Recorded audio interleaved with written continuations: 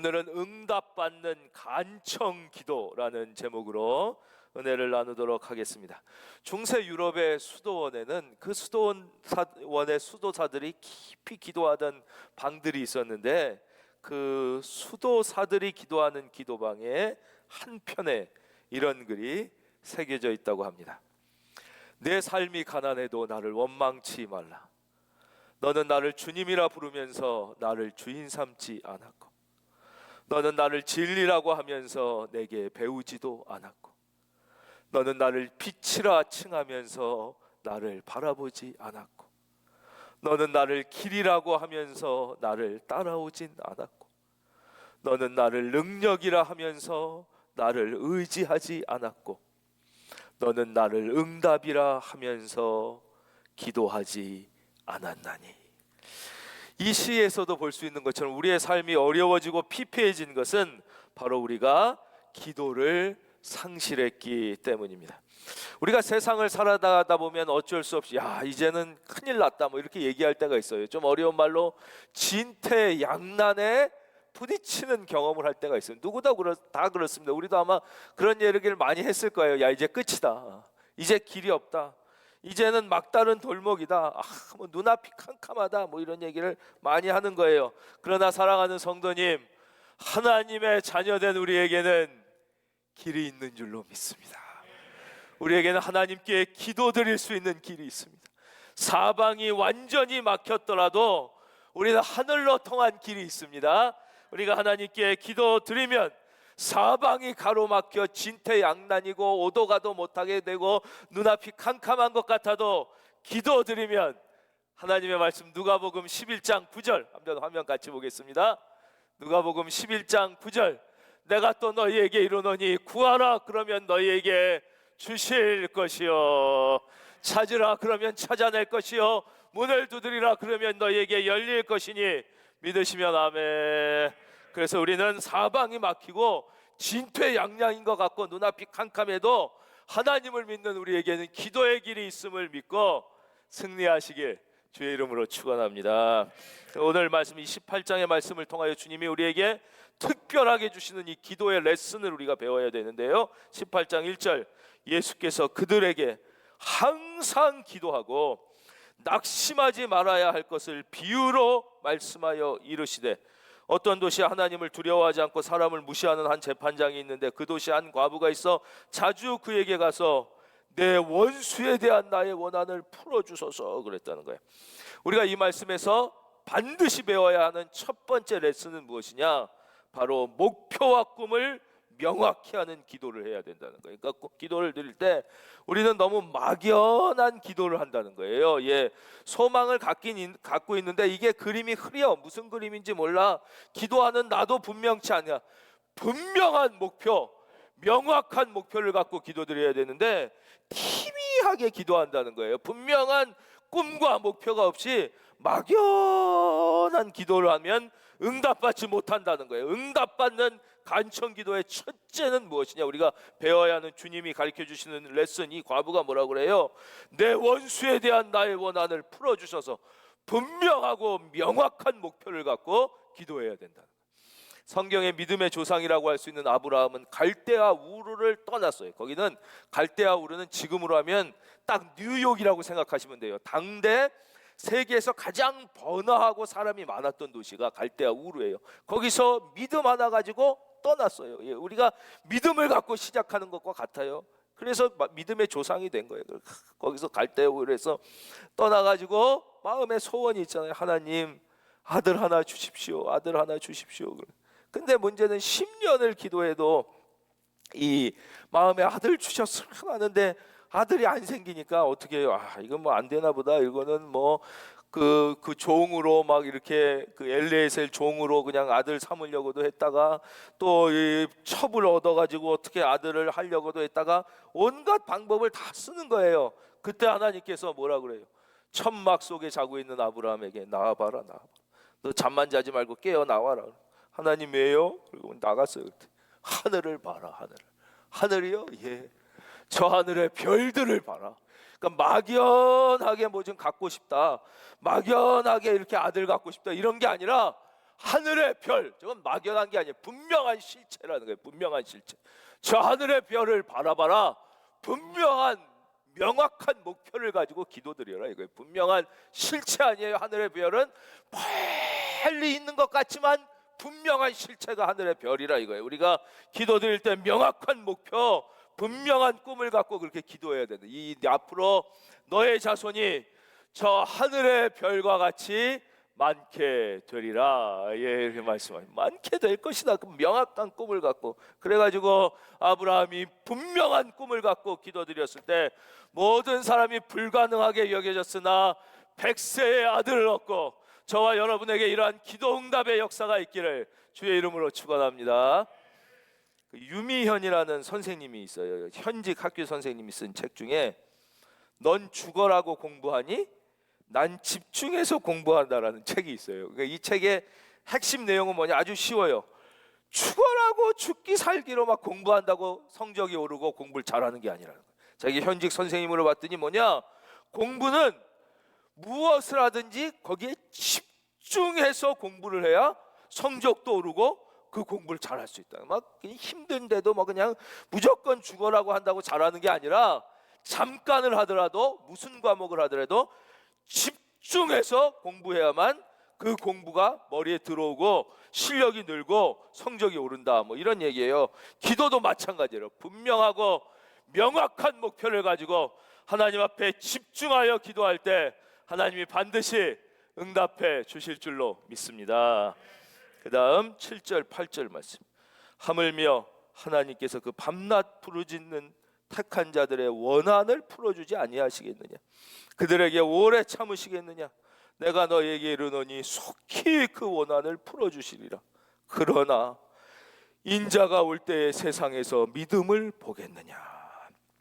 두 번째는 이 응답받는 간청기도는 말 그대로 간절히 청한다는 뜻이에요. 기도를 간절하게 해야 돼요. 이걸 좀 더 가슴에 와닿게 말씀드리면 한과 원한을 이 서린 기도를 해야 되는 거예요. 너무 기도를 할 때 양반처럼 선비처럼 늘어져 기도하지 말고 이 과업을 보세요. 내 원수에 대한 나의 원한을 풀어주소서. 7절 하나님께서 그 밤낮 부르짖는 택하신 자의 원한을 풀어주지 않겠느냐 이거예요. 즉 우리가 원과 한을 갖고 간절히 기도할 때 하나님께서 우리의 원한을 풀어주시겠다라는 거예요. 원과 한을 갖고 간절히 기도할 때 하나님께서 우리의 원한을 풀어주시겠다. 여러분 믿으시기를 바랍니다. 하나님께서 반드시 여러분 마음에 맺힌 원과 한을 풀어주실 줄로 믿습니다. 우리가 원과 한을 간청기도 간절히 이 과부가 가가지고 그 불의한 재판장한테 좀 들어주세요. 그러면 참 좋겠습니다. 뭐 고상 이렇게 했으면 되지 않는 거예요. 나의 원한을 풀어주. 얼마나 계속 간절히 하고 원과 한이 서렀으면 이 사람을 무시하고 여기 나오잖아요. 4절 내가 하나님을 두려워하지 않고 사람을 무시하나 이 과부가 나를 번거롭게 하니 막 그 정도로 막 간절하게 원과 한을 갖고 기도를 한 거예요. 여러분 바람과 함께 사라지다라는 유명한 소설을 다 들어보신 적이 있을까요? 이 소설을 지은 분은 여자 마가렛 미첼이라는 분이에요. 마가렛 미첼 이분이 다리를 다쳐서 이 불구자가 됩니다. 이 다리를 그 옛날 말로 절름발이라고 그래요. 그 다음에 불구자가 돼서 이 글을 쓰기 시작했어요. 소설을. 그게 7년을 물었습니다. 7년을 써서 드디어 그 장편 바람과 함께 사라지다라는 이 소설을 원고를 탈고를 해가지고 출판사 를 찾아간 거예요. 이 출판사 저 출판사를 계속 이 원고를 좀 읽고 책으로 출판해 주십시오. 근데 다 번번이 다 거절을 당한 거예요. 뭐 알지도 못하는 뭐 무명 작가고 뭐 보기도 별거도 아닌 것 같고 뭐 또 뭐 몸도 형편없고 그러니까 다 출판사마다 거절을 했어요. 너무 낙심하고 있던 어느 날 맥밀런 출판사라는 출판사예요. 뭐 아마 그 당시 큰 출판사였던가. 맥밀런 출판사 사장이 지방으로 출장을 간다는 것을 알게 됩니다. 그리고는 기차역으로 그 바람과 함께 사라지다 원고를 갖고 찾아갔어요. 그래서 그 출판사 사장에게 기차 안에서 이제 옛날엔 기차 타고 출장 가면 한참 가니까 기차 안에서 한참 갈 동안 이걸 제발 읽어봐 주십시오. 막 간절히 부탁을 하고 원고를 넣고 내렸어요. 근데 그 사장이 뭐 하도 간절하게 부탁하니까 받기는 받았지만 뭘 내가 이거를 이따위 나같이 바쁜 사람이 이름도 없는 유명한 소설가 책 내기도 힘든데 이게 읽어보겠는가? 그래서 당연히 안 읽고 그냥 있었어요. 기차가 쫙 출발하고 한 몇 시간 갔는데 갑자기 급 전보가 온 거예요. 옛날에 이제 기차 안에도 요즘에 핸드폰이지만 옛날에 이제 급 전보 기차로 급한 전보가 왔다고 해서 웬일인가 하고 봤더니 마가렛 미첼이 사장님 제발 제 원고 한 번만 읽어주십시오. 이렇게 차에까지 기차에까지 전보를 한 거예요. 그래 이 사장이 씩 웃고는 웃기고 있네. 찢어버렸다는 거예요. 찢어버리고는 또 갔어요. 근데 그 다음 날 또 전보가 왔어요. 또 마가렛 미첼 사장님 제발 제 원고를 한 번만 읽어봐 주십시오. 그 다음 날 또 전보가 왔어요. 또 마가렛 미첼 사장님 제 원고를 한 번만 꼭 읽어봐 주십시오. 그 다음 날 또 전보가 왔어요. 무려 7일 내내 출장 가는 내내 하루도 빠짐없이 전보가 계속 와서 사장님 제 원고를 한 번만 읽어봐 주세요. 그러니까 이 사장님이 야, 이 여자 진짜 독하다. 내가 정말 이 원고 읽기는 싫지만 계속 안 읽으면 이 전보를 계속 받아야 될 테니까 그냥 한 번이라도 읽어야 이 전보를 안 받을 수 있겠구나. 그래서 읽었다는 거예요. 그런데 한 번 읽기 시작하니까 그 원고의 내용에 빠져들게 되고 밤을 새서 이제 읽고 반해서 이게 출판되게 되고, 여러분 잘 알죠? 이 바람과 함께 사라지다는 소설뿐만 아니라 나중에 이 영화화돼서 우리가 잘 아는 뭐 스칼렛 오하라, 클라크 게이블 같은 세계적인 명배우가 주연을 하면서 뭐 아카데미상을 다 휩쓸게 되고 세계적인 소설, 유명한 영화가 됐다 이거예요. 사랑하는 성도님, 간청기도, 응답받는 기도의 특징은 무엇이냐? 포기하지 말고 간절히 원과 한을 가지고 부르짖어 기도할 때 하나님이 반드시 들어주심을 믿으시기를 주의 이름으로 축원합니다. 세 번째는 응답이 늦어도 낙심하지 말고 기도하라는 거예요. 많은 분들이 기도한 다음에 응답을 기다리지 못하고 낙심하는 거예요. 낙심. 하나님의 타이밍을 기다리지 못하고 낙심할 때가 많아요. 시편 40편 1절 내가 여호와를 기다리고 기다렸더니, 여기서 나오네요. 내가 여호와를 기다리고 기다렸더니, 빨리 응답이 오지 않는다고 쉽게 낙심하면 안 된다. 기다리고 기다렸더니 귀를 기울이사 나의 부르짖음을 들으셨도다. 기다리고. 구약 성경 다니엘서 있어요. 뭐 요즘에 다니엘 세일의 기도회 이런 것도 많이 들어보셨죠? 그게 왜 나왔냐? 다니엘이 페르시아에 이제 포로로 잡혀간 다음에 하나님 앞에 간절히 기도를 드립니다. 하나님, 이 나라가 어떻게 되겠어요? 우리가 요즘에 그런 기도 드리잖아요. 이 나라와 민족, 우리의 이웃, 우리 세계 인류를 위하여 막 기도드리잖아요. 이 다니엘은 그때 나라를 위하여 막 기도드리고. 잠깐만 좀 언급하고 지나가면 우리 교회에도 이 코로나 때문에 지금 봉사하는 분들이 많아요. 의사 선생님, 공무원, 간호사 선생님 이런 분들이 많은데 이분들이 정말 감당할 수 없을 만큼 지금 어려움 속에서 봉사하고 계십니다. 정말 너무너무 숨조차 쉬지 못할 만큼 지금 끊임없이 하고 이렇게 뭐 확진했나 안 했나 이렇게 검사 받으러 가야 코로나 그거에 줄 세우는 것만 해도 막 공무원들이 지금 정신을 못 차릴 정도로 바쁘고요. 그 안에 의사 선생님, 간호사 선생님 또 그 추적하고 이런 우리 교회에도 많은 분들이 계신데 너무너무 애쓰고 계세요. 하나님께서 위로해 주시고 힘을 주시고 더 큰 은혜를 주시기를 주의 이름으로 기도합니다. 우리가 또 볼 때마다 좀 격려해 드려. 본문으로 돌아오겠습니다. 이 이제 다니엘이 이 나라가 어떻게 될까 해서 기도를 드려요. 20일 동안 집중적으로 기도드려요. 하나님 앞에 20일. 근데 응답이 없어요. 응답이 없어요. 그런데 마침내 21일 만에, 그래서 새1회예요 37에 21, 새1회 기도. 21일 만에 드디어 하늘에서 응답이 팍 오는 거예요. 천사가. 근데 그때 이 천사가 21일 만에 이제 나타나요. 성경에 보면. 그리고 다니엘아, 네 기도가 기도를 드리자마자 하나님께 바로 상달되었다. 하나님께서 나에게 응답을 주셔서, 꼭 동화 같지만 성경에 나오는 얘기예요. 예. 내가 그 응답을 가지고 쫙 오는데 공중 권세 잡은 마귀 사탄이 나를 가로막았다. 응답을 주지 못하게 하려고 가로막아서 내가 너에게 오지 못하고 있었는데, 마침내 하나님께서 그 천사장, 장군 천사 미카엘을 보내줘서 군대 장관, 21일째 군대 장관 미카엘이 와서 이 마귀 사탄을 물리쳐 주므로 내가 마침내 이 응답을 가지고, 할렐루야, 너에게 왔노라, 이렇게 해서 다니엘이 응답을 받는 장면이 성경에 나옵니다. 만약에 다니엘이 21일까지 기다리지 못하고 중간에 낙심했으면, 그 인내력이 없었으면, 따라하겠습니다, 인내력이 없었으면 마침내 그 응답을 받지 못하는 거였어요. 그러나 다니엘은 포기하지 않고, 우리가 기도드릴 때 인내력을 가지고 포기하지 말고, 여기 마지막 뭐라고 그래요? 응답이 늦어도, 따라하겠습니다, 응답이 늦어도 낙심하지 말고 인내력을 가지고, 기도는 영적 전쟁이에요. 기도는 영적인 전쟁이에요. 그렇기 때문에 우리가 반드시 이것을 기억해야 돼요. 기도를 너무 낭만적으로만 생각하고, 무슨 이렇게 주문 외는 것이나 어떤 낭만적으로 뭐 이렇게 해가지고 품위 있게 성경은 그렇게 말씀하죠. 물론 그런 기도도 있어요.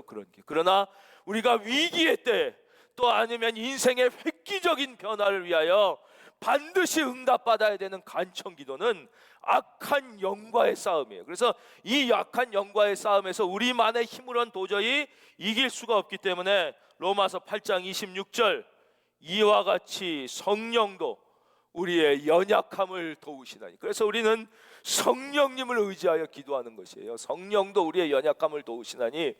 우리가 마땅히 기도할 바를 알지 못하나 오직 성령이 말할 수 없는 탄식으로 우리를 위하여 친히 간구하시느니라. 그래서 이 성령이 또 우리를 도와주셔야 되기 때문에 낙심하고 지치고 인내력이 떨어질 때 포기하지 말고 성령 하나님을 붙잡고, 성령 하나님 저를 도와주시옵소서, 성령 하나님 저를 불쌍히 여겨 주시옵소서. 할렐루야. 기도는 영적 전쟁인 거예요. 그래서 이 성령을 의지해. 왜 우리가 방언 기도가 좋으냐? 물론 방언 기도를 못해도 되지만 방언 기도를 하실 수 있는 분은, 그래서 우리가 방언을 할 수 있으면 또 방언으로도 기도하고 또 우리말로도 기도하고, 기도를 서로 도우면서 할 수 있는 모든 기도를 하는 거예요. 때로는 침묵으로도 기도하고, 때로는 소리질러 우리가 통성으로도 기도하고, 우리가 때로는 이렇게 조근조근하게 기도하고, 때로는 찬송 가운데 박수치며 기도하고, 우리말로 기도하고 방언으로 기도하고, 우리가 할 수 있는 모든 기도를 다 동원하여, 할렐루야, 응답받는 간청 기도예요.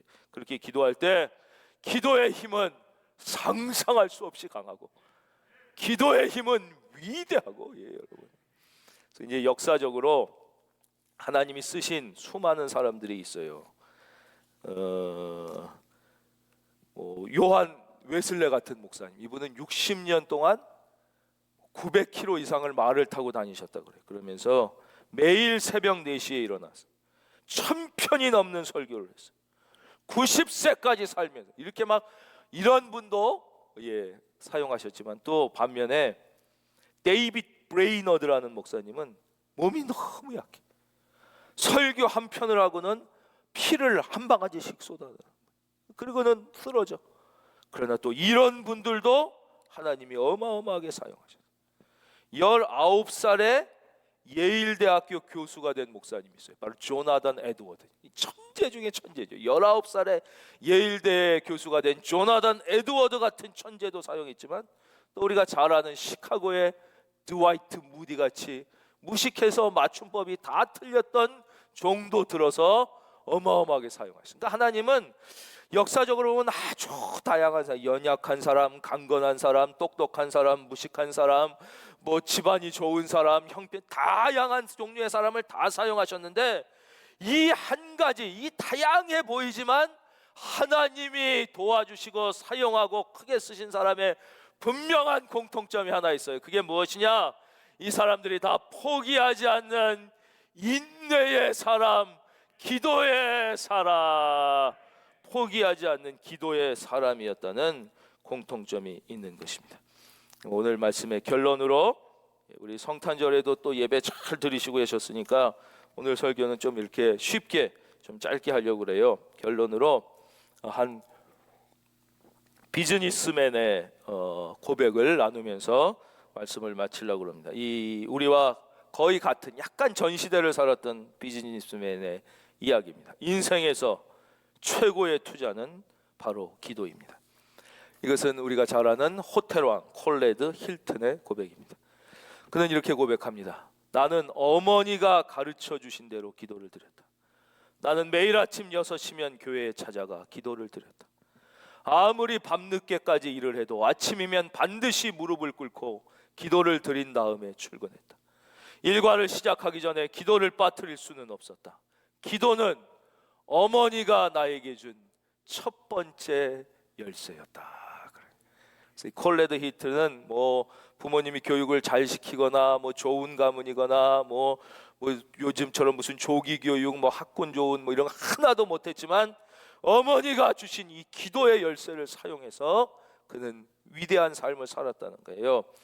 그가 그렇게 어머니가 가르쳐 주신 기도의 꿈을 실천하면서 살던 어느 날 40년이 지난 인생의 한복판에서 그는 이런 고백이, 나는 지난 40년이 넘는 세월 동안 타당한 이유 없이 주일 예배를 빠져본 적이 한 번도 없다. 오늘도 날마다 교회를 찾아가 무릎을 꿇고 예배를 드린 후 하루 일과를 시작한다. 고민이 생길 때 기도하는 것은 절대로 수치가 아니다. 사람은 누구나 일생 동안 기도를 게을리 말아야 한다고 생각한다. 만일 당신이 지금까지 한 번도 기도를 해본 적이 없는 사람이라면 지금이 바로 기도를 시작해야 할 때임을 알아야 한다. 호텔왕 힐튼이 이런 기도의 삶을 살았다고 해서 그럼 그의 일생은 아무 어려움이 없고 다 순탄한 길만 갔냐? 그렇지 않아요. 그도 1930년 미국의 경제 대공황이 오면서 인생의 어마어마한 위기를 맞이하게 됩니다. 그는 또 이렇게 고백합니다. 살다 보면 궁지에 몰릴 때가 있다. 갈 곳이 없을 때가 있다. 나에게 그런 때가 찾아왔다.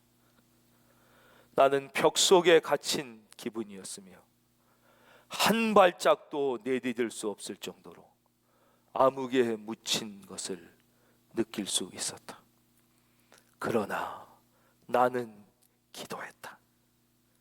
나는 간절히 기도했다. 그리고 살 길이 열렸다. 나는 살아남았고 그 하나님은 나에게 엄청난 기회를 허락해 주셨다. 바로 기도가 나를 구해낸 것이다. 그래서 사랑하는 성도님, 오늘 이 귀한 예수님의 기도의 레슨을 나의 것으로 배워 응답받는 간청기도로 반드시 인생의 삶에서 승리하는 여러분 다 되시기를 예수님의 이름으로 축원드립니다.